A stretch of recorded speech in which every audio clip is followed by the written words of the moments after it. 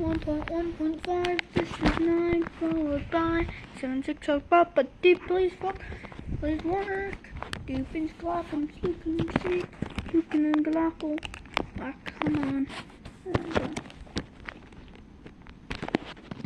There we go. Yeah, we have more R/slash in the background.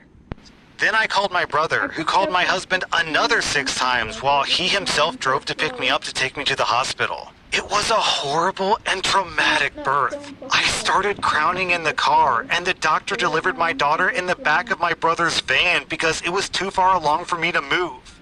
Then they had to rush me into the hospital because I kept bleeding. It was horrible. I hated all of it. My brother's wife, who's a nurse, even told me that she honestly thought that I wouldn't make it. I also opted for a hysterectomy because it came to that or something more dangerous. I only ever wanted one kid or no kid, but my husband wants a large family. I'm trying to bond with my newborn daughter, but it's been hard. The point is that during this, while I was recovering from surgery, 10 hours after I called, my husband finally responded and asked why I hadn't answered his call. However, my brother had my phone, and he was so angry that he said, "This is OP's brother. I'm at the hospital, and she didn't make it." Then he turned my phone off. My husband rushed over and got there when I had just woken up and started shouting until the security forced him out. Then he didn't get to see our daughter until the next day because I was mostly asleep and apparently they needed my signature to allow him back. My sister-in-law thinks that this was horribly cruel, but still that he deserved it. My brother stands by his prank and says that he only gave my husband 10 minutes of the same fear that he had felt at my side for 10 hours. Whenever my brother sees my husband, he reminds him that I nearly died because we waited for him. My brother used to be mostly indifferent to my husband, but now he absolutely hates him. You can just see it in his face whenever my husband enters the room. My brother's been visiting a lot because he doesn't trust my husband to care for me while I'm still healing. My husband is furious that he won't apologize and that I won't make him, and he yelled at me when I said that the only reason my brother had my phone was because he wasn't there. I'm trying to be empathetic. I know that he feels guilty. My mother-in-law has been texting me to say that my family is horribly cruel for the prank and that I should go no contact with my brother. And now my husband is saying the same. I just don't know what to do. I'm not in a good headspace. It's been hard to be in the same room with my husband, and I've been sleeping in the guest room with my daughter. My husband brought up the paternity once more, and I just exhaustedly told him to either get out of my face or go stay with his mom if he's going to keep planning to stress me out even more. And then OP posted an update. So I don't think that this is something that we can come back from. I just don't think that I'll be able to heal with my husband because there's no way that he didn't know that it was me calling. And he still hasn't told me why he didn't answer. I took the time to think of that moment before everything went down and just how grossly betrayed and scared and alone I felt while the contractions were hitting. And I was on my knees trying to breathe through the pain while waiting for the phone to ring. And I just don't think that there's any coming back from that. I wouldn't want my daughter to think that it's okay to stay with a man who destroyed her trust that way either. I'll be contacting an attorney, and I'll be meeting with him in the coming weeks. We had a prenup, so hopefully it won't be too hellish. I feel like the situation became even clearer when my friend asked me if I would still trust him as the one to sign off on my medical papers, and the reaction that I had to that idea was visceral. I wouldn't, and I want him to get off that legality as soon as possible, in fact. There are roommates I had in college that I would trust more. I feel good that my brother and sister-in-law are here with me, especially so with her being a nurse and having been there through the birth. It's really helped us bond in a way that we never really had the time to before. None of this even touches the paternity test, but I'll deal with that in the divorce, I guess. So I guess that he'll get what he wanted. Anyway, I'm safe and well. My daughter is healthy and happy as a peach. Just making this decision has been an odd weight off my shoulders, and my sister-in-law has really been helping us bond. Okay, so let me just say right off the bat that in general, I'm in favor of every single parent, man and woman, getting a paternity test after giving birth. Because even if you don't suspect your wife of cheating, there's still a possibility that your baby can get swapped in the hospital. There are stories like this, and paternity tests are like super cheap nowadays. So like just spend the $50, do the paternity test, and then for the rest of your life you don't have to worry about, hey, did my baby get swapped out at the hospital? Now like, that being said, this whole story is super fishy. Like the fact that he would suggest a paternity test out of the blue, to me, I almost have to wonder if that's projection, right?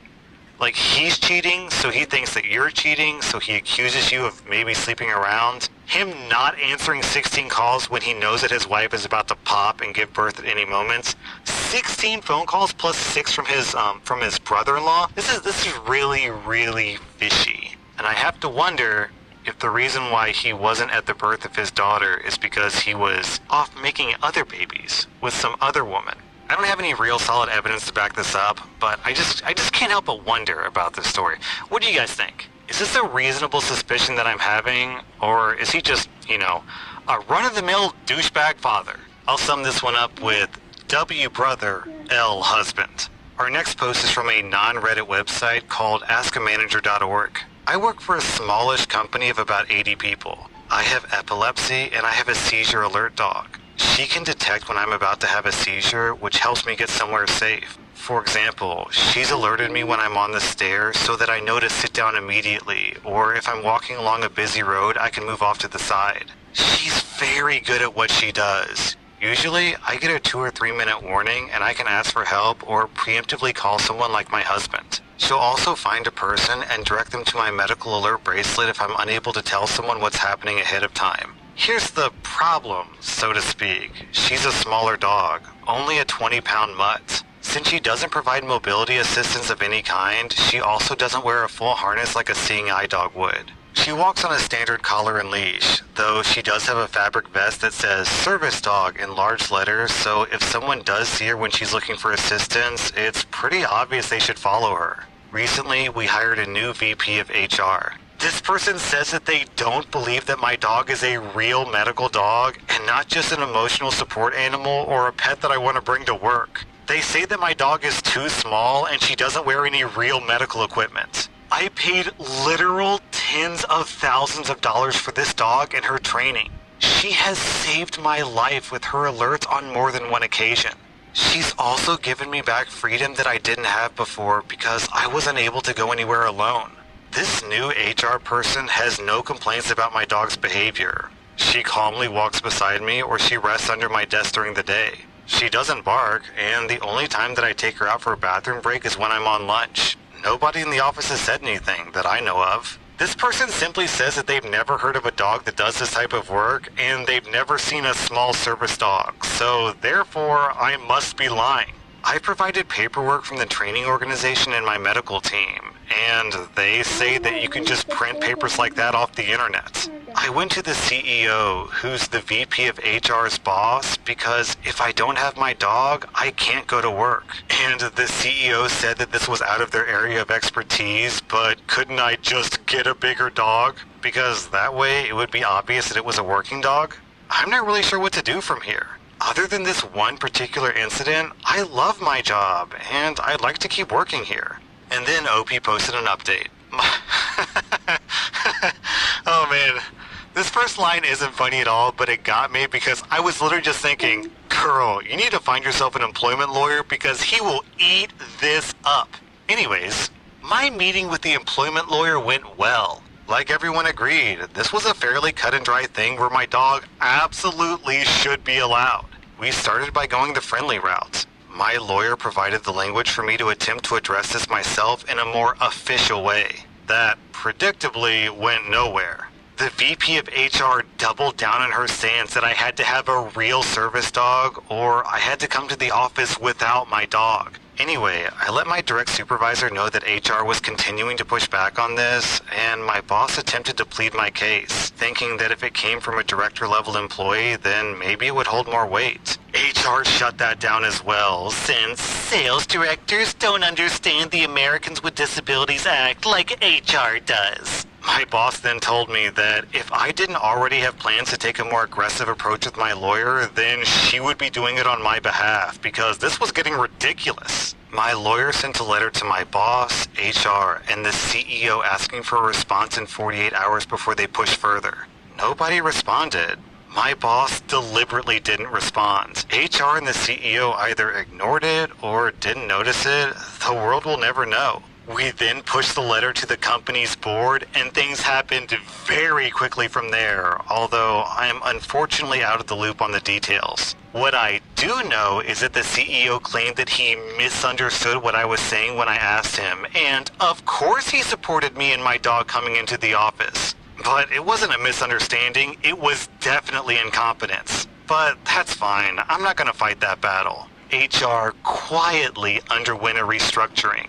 Our VP of HR left for other opportunities last week with no other comment.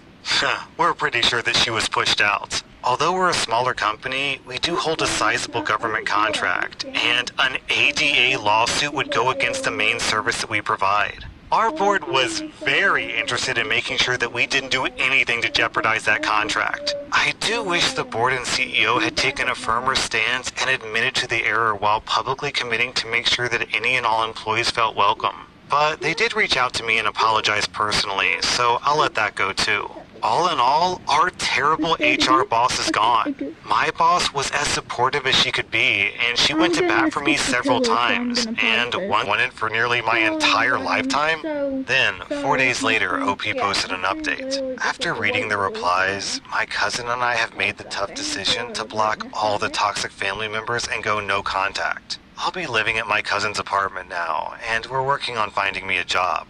Down in the comments, someone says, "Your cousin and brother sound like the only reasonable people. Maybe you could go out just the three of you for cake." OP replies, "Funnily enough, that's exactly what happened after I stormed off. My cousin took my brother and I back to her apartment, and she went to our local Walmart to get me an Oreo ice cream cake for me, as well as 18 candles. She sang Feliz Cumpleaños to me and gave me $100. Also, someone asks, where are your parents in all of this? Why have they let this happen to you over the years?" OP replies, "My parents funded the parties, as well as my aunt, uncle, and abuela. I remember asking them why I never got my own cake when I was 11, and they simply told me, we just don't have enough money. But that's a lie, since our house that I've grown up in is pretty big, and they have 2 BMWs in the driveway. Also, my little brother is going to a private school soon. Also, I was kind of an unwanted child by my dad since he wanted a son, and I wasn't feminine enough for my mother. I even remember that when I turned 6, my parents just kind of put me to the side after my little brother was born. I never really felt like I earned the spotlight enough. They would always congratulate my brother when he made an accomplishment, but mine just kind of fell flat." Then, 5 months later, OP posted an update. So, first off, I blocked my family members. The toxic ones at least. I'd been receiving call after call from my family members chastising me for making a scene, and for breaking my cousin's trust with them. My cousin was appalled by their behavior towards me and decided to cut them all out of her life. I'd been living with my cousin for about a month at that point. I was able to get a job and help out a little bit. I started taking online classes and saving up money for my own apartment because I felt like I was being a burden on my cousin. My cousin tried to stress that I was welcome to stay as long as I needed, but I told her that I was ready to leave everything behind. Back in October, I was packing things up to get ready to move. My cousin told a family friend about this, and this friend told my mother, who reached out to me on a